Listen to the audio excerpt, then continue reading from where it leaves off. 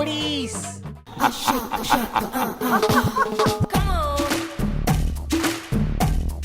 ನಮಸ್ಕಾರ, ನಾನು ವೈರಸ್, ಇದು ಉಡೀಸ್.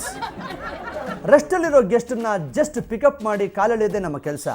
ಇವತ್ತು ಕಾಲೆಳಿಸ್ಕೊಳ್ಳೋದಕ್ಕೆ ನಮ್ಮ ಜೊತೆ ಬಂದಿದ್ದಾರೆ ಕನ್ನಡದ ಪ್ರಕಾಶ್ ರೈ, ತಮಿಳಿನ ಪ್ರಕಾಶ್ ರಾಜ್. ಬನ್ನಿ ಅವರನ್ನು ಮಾತಾಡ್ಸೋಣ. ನಮಸ್ಕಾರ ಪ್ರಕಾಶ್ ರೈ, ಪ್ರಕಾಶ್ ರಾಜ್ ಅವರೇ. Very good, very good. ಇದೇ ರಿಯಾಕ್ಷನ್ ನಮಗೆ ಬೇಕಾಗಿತ್ತು. ಈಗ ನಾನು ಒಂದು ಸಿಲಿಪಲ್ಲಿ ಕ್ವಶನ್ ನಾನು ನಿಮಗೆ ಕೇಳ್ತೀನಿ. ಇದನ್ನು ಕೇಳಿದವರು ಬಾಯಲ್ಲಿ ನಗ್ಬಿಡ್ತಾರೆ. Okay, let's come to the point. Prakash Rai, Prakash Raj ಅವರೇ, ಜೀವನದಲ್ಲಿ ಮನುಷ್ಯ ನೀರೇ ಇಲ್ದಂಗೆ, ಊಟನೇ ಇಲ್ದಾಗೆ, ಗಾಳಿನೇ ಇಲ್ದಾಗೆ ಬದುಕ್ಬೋದಾ? ಪ್ಲೀಸ್ ಪ್ಲೀಸ್ ಪ್ಲೀಸ್ ನಗಬೇಡಿ. ಪ್ರಕಾಶ್ ರೈ, ಪ್ರಕಾಶ್ ರಾಜ್ ಅವರೇ, ಇದು ಸೀರಿಯಸ್. ನೀವು ಸೀರಿಯಸ್ ಆಗಿ ಉತ್ತರ ಕೊಡಬೇಕಾಗ್ತದೆ.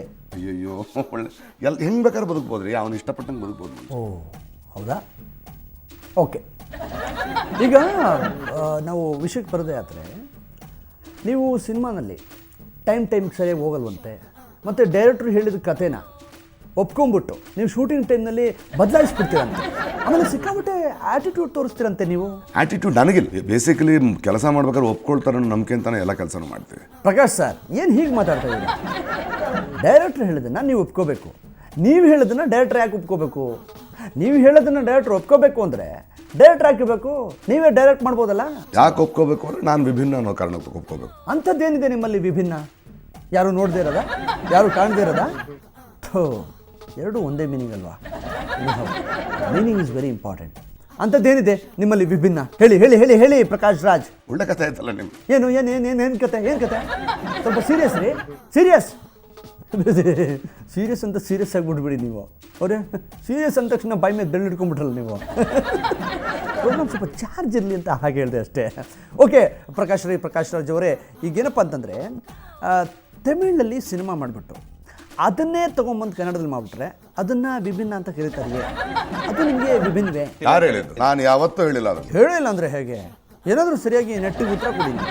ನೆಟ್ಟಿಗೆ ಕೊಡ್ದು, ನಿಮಗೆ ಕೆಟ್ಟು ಕೇಳಿಸ್ತಿಲ್ಲ ಅಂದರೆ ನಮ್ಮ ಪ್ರಶ್ನೆ ನೆಟ್ಟಿಗಿಲ್ಲ ಅಂತ ನಿಮ್ಮ ಅರ್ಥ? ಒಳ್ಳೆ ಕಥೆ ಆಯ್ತಲ್ಲ ನಿಮ್ಗೆ. ಅದು ನಿಮ್ಮ ಪ್ರಾಬ್ಲಮ್, ನಂದಲ್ಲ. ಪ್ರಾಬ್ಲಮ್ ನಂದಲ್ಲ, ನಿಮ್ಮದೇ. ಈಗ ನೀವು ಕನ್ನಡದವರಾಗಿ ನಾನು ನನ್ನ ಕನಸು ಪಿಕ್ಚರನ್ನು ಕನ್ನಡದಲ್ಲಿ ಕನಸು ಕಾಣಬೇಕಾಗಿತ್ತು. ತಮಿಳ್ನಾಡಲ್ಲಿ ಯಾಕೆ ಕನಸು ಕಾಣಿದ್ರಿ? ನಿಮ್ಮ ಗ್ರಹಿಕೆ ನನ್ನ ಮೇಲೆ ಹೇರಬೇಡಿ. ಏನು ಸರ್ ನೀವು ಮಾತು ಮುಂಚೆ ಗ್ರಹಿಕೆ, ಗರ್ಕೆ ಹುಲ್ಲು ಅಂತ ಏನು ಸರ್ ನೀವು? ಸರಿಯಾಗಿ ಉತ್ತರ ಕೊಡಬೇಕು. ಈ ಥರದ ಫ್ಯಾನೆಟಿಕ್ ಆ್ಯಟಿಟ್ಯೂಡಿಂದಾನೇ ಪ್ರಾಬ್ಲಮ್ ಆಗೋದು. ನಾನು ಭಾವವನ್ನು ಮಾತಾಡ್ತಿದ್ದೀನಿ, ನೀವು ಭಾಷೆ ಮಾತಾಡ್ತಿದ್ದೀರಿ.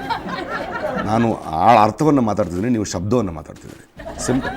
ಏನು ಕನ್ನಡ ಎಷ್ಟೊಂದು ಚೆನ್ನಾಗಿ ಮಾತಾಡ್ತೀರಪ್ಪ ನೀವು. ನಿಮಗೆ ಬಹುಶಃ ನಮ್ಮ ವಾಟಾಳ್ ನಾಗರಾಜ್ ಅವರೇ ಕನ್ನಡನ ಹೇಳ್ಕೊಡ್ತಾ ಇದ್ದಾರೆ ಅಂತ ಅನ್ನಿಸ್ತಾ ಇದೆ. ಈಗ ಕಾವೇರಿ ವಿಚಾರವಾಗಿ ನಮ್ಮ ವಾಟಾಳ್ ನಾಗರಾಜ್ ಅವ್ರ ಜೊತೆ ಕೈ ಜೋಡಿಸ್ತೀನಿ ಅಂತ ಹೇಳಿದ್ರಂತೆ. ಆಮೇಲೆ ಇದ್ದಕ್ಕಿದ್ದಂಗೆ ಕೈ ಎತ್ಬಿಟ್ರಂತಲ್ಲ ನೀವು. ಆಮೇಲೆ ಅವ್ರು ಬಂದು ಕೇಳಿದ್ದಾರೆ, ಆಗ ನೀವೇನು ಉತ್ತರನೇ ಕೊಡಲಿಲ್ವಂತಲ್ಲ. ಯಾಕೆ ಕೊಡ್ಬೇಕಾ? ಕೊಡಬೇಡಿ ಬಿಡಿ, ಅದಕ್ಕಾಗಿ ಇಷ್ಟೊಂದು ಹೀಟ್ ಆಗ್ತೀರಾ? ಅವ್ರ ಹತ್ರನೇ ಕೇಳ್ಕೊಳ್ಳಿ. ನಮ್ಮ ವಾಟಾಳ್ ನಾಗರಾಜ್ ಅವರು ನಿಮ್ಗೆ ಎಷ್ಟೋ ಸರ್ತಿ ಕರೆಗಳನ್ನ ಮಾಡಿದ್ದಾರೆ, ನೀವು ಸ್ವೀಕರಿಸಿಲ್ಲ. ಅದಕ್ಕೆ ನಮ್ಮ ವಾಟಾಳ್ ನಾಗರಾಜ್ ಅವರು ಮೆಣಸಿನ್ಕಾಯಿ ಹಿಡ್ಕೊಂಡು, ಮೊಬೈಲ್ ಹಿಡ್ಕೊಂಡು ವಿಧಾನಸೌಧದ ಮುಂದೆ ಫೋನ್ ಎತ್ತಿಲ್ಲ ಅಂತ ಗಲಾಟೆ ಮಾಡ್ತಾ ಇದ್ದಾರೆ. ಕೇಳಿ ಪಾಪ, ಅವ್ರಿಗೆ ಏನು ಪ್ರಾಬ್ಲಮ್? ಹೇಳದ್ನಲ್ಲ, ನೀವು ಫೋನ್ ತೆಗೆದೇ ಇರೋದೇ ಪ್ರಾಬ್ಲಮ್. ಇಲ್ಲದ್ರೆ ಅವ್ರು ಯಾಕೆ ವಿಧಾನಸೌಧದ ಮುಂದೆ ಕೂತ್ಕೋತಾ ಇದ್ರು? ಮೊಬೈಲ್ ಅಂಗಡಿಗಳಲ್ಲಿ ಮೊಬೈಲ್ಗಳೇ ಇಲ್ಲ, ಅಷ್ಟು ಲೂಟ್ ಮಾಡ್ಕೊಂಡು ತಗೊಂಡ್ಬಿಟ್ಟವ್ರಲ್ಲ ಅವರು. ನಾನು ಒಂದೇ ಒಂದು ಫೋನ್ ನಂಬರ್ ಇದೆ, ಎಲ್ರಿಗೂ ಗೊತ್ತು, ಆದರೆ ನಾನು ಎತ್ತಲ್ಲ.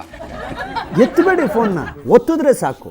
ನಿಮ್ಮ ಪ್ರಕಾರ ಏನು, ವಾಟಾಳ್ ನಾಗರಾಜ್ ಅವ್ರಿಗೆ ಬೇರೆ ಏನೂ ಕೆಲಸ ಇಲ್ಲ, ನಿಮಗೆ ಮಾತ್ರ ಕೆಲಸ ಇದೆ ಅಂತನಾ? ಹೌದು. ಓಕೆ, ಸಖತ್ತಾಗಿ ಅರ್ಥ ಮಾಡ್ಕೊಂಡಿದ್ದೀರಾ. ಹಾಗಾದರೆ ನಿಮಗೆ ಅಂಥದ್ದೇನಿದೆ ಕೆಲಸ? ಓದೋ ಕೆಲಸ ಇದೆ ನನಗೆ, ಊಟ ಮಾಡೋ ಕೆಲಸ ಇದೆ, ಪ್ರಪಂಚ ಸುತ್ತೋ ಕೆಲಸ ಇದೆ, ಹಕ್ಕಿಗಳನ್ನು ನೋಡೋ ಕೆಲಸ ಇದೆ. ಅಬ್ಬಾ, ಪ್ರಕಾಶ್ ರೈ ಅವರು ಚೆನ್ನೈಯಲ್ಲಿ ಇದ್ದು ಸಿಕ್ಕಾಬಿಟ್ಟೆ ಹೀಟ್ ಆಗ್ಬಿಟ್ಟಿದ್ದಾರೆ. ಅದು ಲವ್ ಸ್ವಲ್ಪ AC ಆನ್ ಮಾಡ್ರಲ್ಲ, ಅವ್ರು ಸ್ವಲ್ಪ ಕೂಲ್ ಆಗಲಿ. ಚೆನ್ನಾಗಿ ಮಾತಾಡಿ. ಹಾಗಾದರೆ ನನ್ನೂ ನೀವು ಚೆನ್ನೈ ಕರ್ಕೊಂಡೋಗಿ. ಅಲ್ಲಿ ಸಿಕ್ಕಾಬಿಟ್ಟೆ ಹೀಟು, ಇಲ್ಲೇ ಹರಳೆಣ್ಣೆ ಹಚ್ಕೊಂಡ್ಬಿಡ್ತೀನಿ. ನೋಡಿದ್ರಲ್ಲ ಪ್ರಜೆಗಳೇ, ಇದು ಪ್ರಕಾಶ್ ರೈಯೊಂದಿಗಿನ ಪ್ರಕಾಶಮಾನ ಮಾತುಗಳು. TV ರಿಮೋಟು ನಮ್ಮ ಕೈಲಿ, ನಮ್ಮ ರಿಮೋಟು ದೇವ್ರ ಕೈಲಿ. ನಾನು ವೈರಸ್, ಇದು ಉಡೀಸ್.